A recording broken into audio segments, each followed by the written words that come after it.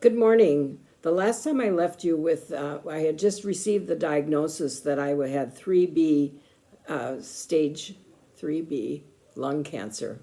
Sorry about that. Anyway, the one thing I didn't talk about was the fact that I also asked the question, if I choose to do nothing, how long would you give me? And of course, they really can't answer that. But, he did his best and he said it would be about a year, give or take a little bit.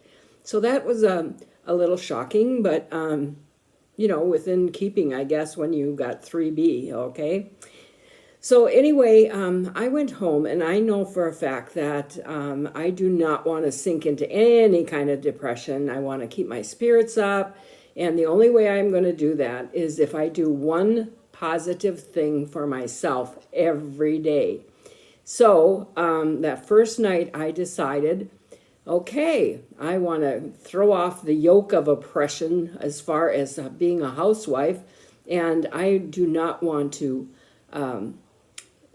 vacuum, dust, clean toilets, or anything to do with bathrooms, and windows. That's done. I'm done with all that. So I hired someone, which is phenomenal. It was like, whoa, this is really good. So anyway, that was my first night.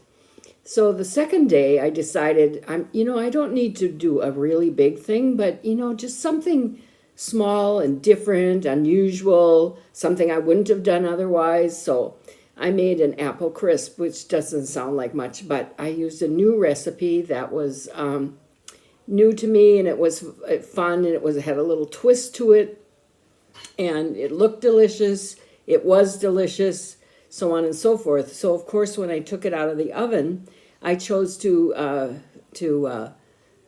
share it with my family. So I took a picture and I sent it out to each family on text messages. And so I started to get responses to that. And of course, the first responses are, that that looks really good, blah, blah, blah, blah, blah.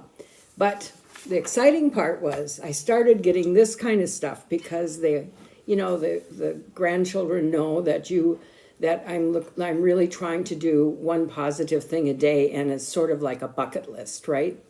So these are some of the ideas that I got from my grandkids, all right? This will just thrill you.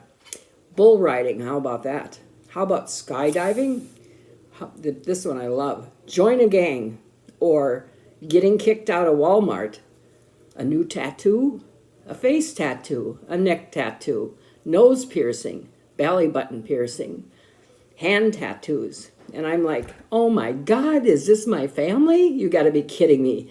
But I was assured that it really was my family. Indoor skydiving was another one, zip lining. But the thing I love the most is, we all know that cancer basically sucks. Nobody likes it. Nobody wants it. And so the bucket list, if calling this a bucket list, was sort of like too mundane. That's too ordinary.